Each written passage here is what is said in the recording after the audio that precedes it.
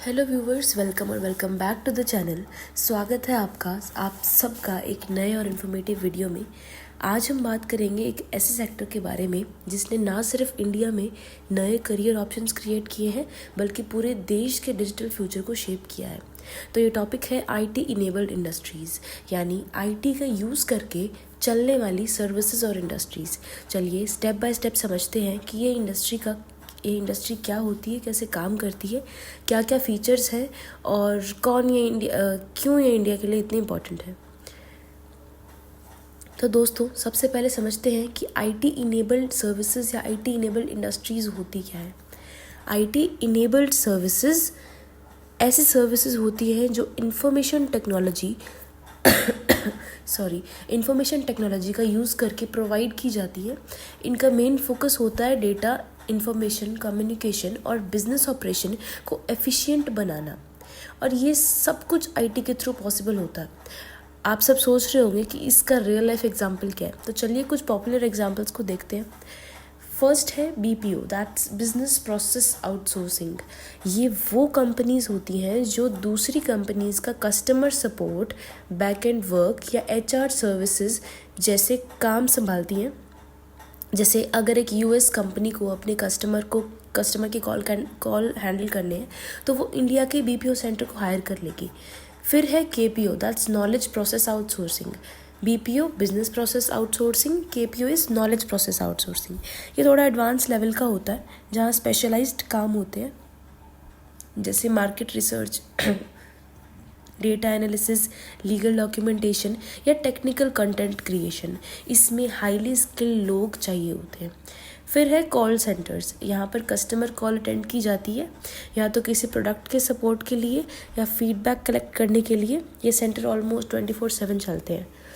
फिर है medical transcription.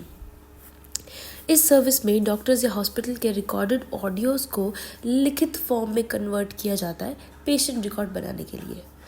फिर है e learning, online education platform जैसे बायजूस हो गया, कॉर्सिया हो गया और भी बहुत सारे आईटी का यूज़ करके स्टूडेंट्स को कंटेंट डिलीवर करते हैं।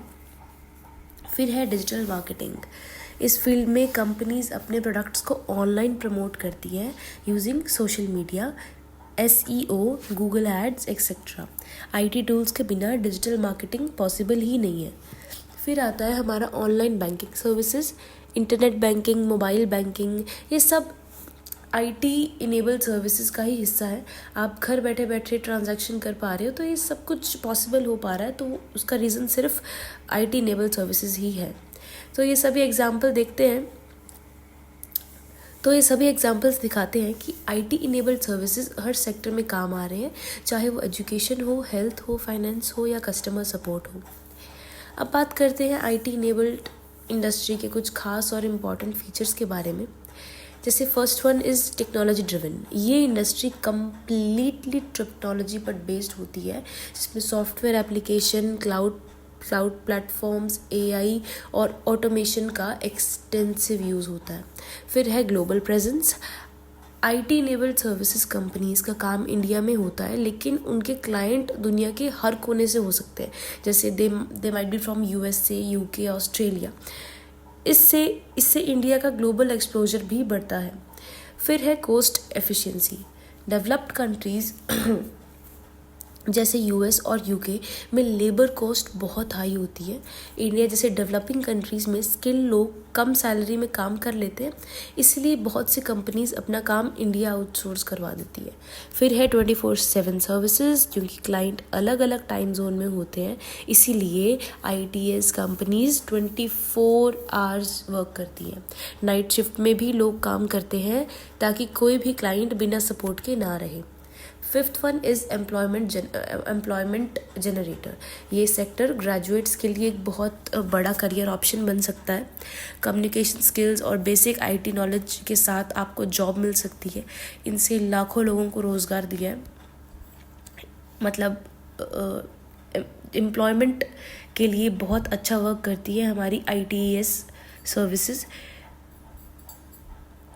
Highly scalable, ITES industries easily scale हो सकती हैं। अगर किसी कंपनी को 50 से 500 एम्प्लॉयज़ तक बढ़ाना हो या नए प्रोजेक्ट्स लेने हो तो ये बहुत जल्दी मैनेज हो जाता है। फिर है security and privacy. Data protection इस सेक्टर का सबसे सेंसिटिव एरिया है। ITES companies high level encryption, firewalls and cyber security measure use करती हैं ताकि किसी का भी डेटा लीक ना हो। चलिए अब समझते हैं कि ITES या IT इनेबल्ड इंडस्ट्रीज़ इंडिया के लिए क्यों इतनी इम्पॉर्टेंट है। The first point is economic growth. India के GDP का सिग्निफिकेंट हिस्सा IT सेक्टर से आता है। एक्सपोर्ट रेवेन्यू भी बढ़ता है जब हम दूसरी कंट्रीज़ के लिए काम करते हैं। फिर है यूथ एम्प्लॉयमेंट। हर साल लाखों स्टूडेंट्स ग्रेजुएट हो रहे हैं। ये इंडस्ट्री उन्हें फ्रेशर लेवल पर भी अच्छी जॉब अपॉर्चुनिटी दे ही देती है और स्किल डेवलपमेंट का भी एक अच्छा अपॉर्चुनिटी प्रोवाइड करती है। फिर है अर्बन डेवलपमेंट। IT हब जैसे बैंगलोर, हैदराबाद, पुणे, गुड़गांव, ये इनके जो रैपिड डेवलपमेंट है इस इंडस्ट्री की वजह से ही हुई है। यहाँ नए ऑफिसेज, कैफ़े, हाउसिंग और ट्रांसपोर्टेशन फैसिलिटी भी डेवलप हुई है। फिर आता है हमारा डिजिटल इंडिया मिशन को सपोर्ट करना। डिजिटल इंडिया जो इनिशिएटिव है, जो कि गवर्नमेंट के द्वारा इनिशिएट किया गया है, उसमें भी IT इनेबल्ड सेक्टर्स का बड़ा रोल है। गवर्नेंस, ऑनलाइन एजुकेशन, टेलीमेडिसिन सब IT सपोर्ट से ही चल रहा है। आगे देखते हैं challenges facing IT enabled industry. अब दोस्तों हर सेक्टर के साथ कुछ ना कुछ चैलेंजेस भी होते हैं। IT इनेबल्ड इंडस्ट्रीज़ के मेजर चैलेंजेस ये हैं जैसे कि job pressure, data security risk, skill gap, infrastructure limitation और भी बहुत सारे। वन बाय वन इनको समझते हैं। जॉब प्रेशर क्या है, जैसे नाइट शिफ्ट, टारगेट बेस्ड काम करना और रेपिटिव टास्क से एम्प्लॉयमेंट में स्ट्रेस और बर्नआउट हो सकता है। क्योंकि देखो टाइम, अगर फॉर एग्जांपल समझो आप यूएस की कोई कंपनी ने इंडिया से कुछ लोग को आउटसोर्स किया है, तो टाइम जोन में डिफरेंस है, तो आपका थोड़ा वो हेक्टिक रहेगा शेड्यूल। आपको आपका जो डेली लाइफस्टाइल है वो पूरा स्विच करना पड़ेगा, लाइक कि आपको रात को जागना पड़ेगा, दिन में सोना पड़ेगा। तो मतलब एक थोड़ा बर्डन है, हेक्टिक भी है, इसमें एम्प्लॉय स्ट्रेस हो सकता है और बर्नआउट आ सकता है उसको। फिर है data security risk. Cyber attacks और हैकिंग का खतरा हमेशा होता है। डेटा लीक होने से कंपनी की रेपुटेशन और कस्टमर ट्रस्ट दोनों ख़त्म हो सकते हैं। फिर है स्किल गैप। टेक्नोलॉजी हर महीने चेंज हो रही है। हर एम्प्लॉय को नए टूल्स और टेक्निक्स सीखने पड़ेंगे। ट्रेनिंग और अपस्किलिंग कंटिन्यूअस प्रोसेस है। लाइक ऐसा नहीं है कि आपके पास में एक सर्टिफिकेट है या आपने एक कोर्स किया, आपने एक डिग्री ली तो वो सफिशिएंट है, नहीं। आपको टाइम के साथ में बकल अप करते रहना पड़ेगा। लाइक कि जो नई टेक्नोलॉजीज़ आ रही है, जो नई टेक्निक्स आ रही हैं, जो कुछ भी नया आ रहा है, आप उसके मास्टर होने चाहिए, राइट। कि ऐसा नहीं है कि आपके पास में एक स्टैटिक नॉलेज है। You should have a continuous knowledge जो कि डायनेमिक नॉलेज, ऑब्वियसली डायनेमिक, तो आप उसको बकल अप करें और पेस बनाए रखें टाइम के साथ में और ट्रेंड के साथ में। फिर है इंफ्रास्ट्रक्चर लिमिटेशन। रूरल एरियाज़ में रिलायबल इंटरनेट या टेक्निकल सपोर्ट ना होने की वजह से कई जगह ग्रोथ स्लो है। सो फाइनली दोस्तों, IT इनेबल्ड इंडस्ट्रीज़ एक ऐसी फील्ड है जो इंडिया के इकोनॉमिक और डिजिटल ग्रोथ में क्रूशियल रोल प्ले करती है। ये सेक्टर ना सिर्फ नौकरियां दे रही है बल्कि हमारे शहरों का इंफ्रास्ट्रक्चर, यूथ का स्किल सेट और देश का ग्लोबल इमेज भी इम्प्रूव कर रही है।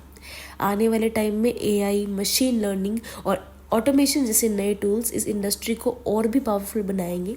चैलेंजेस हमेशा रहेंगे, लेकिन अगर हम कंटिन्यूअस अपग्रेड कर रहे हैं तो सक्सेस गारंटेड है। अगर आप इस फील्ड में इंटरेस्ट रखते हो तो डेफिनेटली आपके लिए एक ब्राइट और स्टेबल करियर ऑप्शन हो सकता है।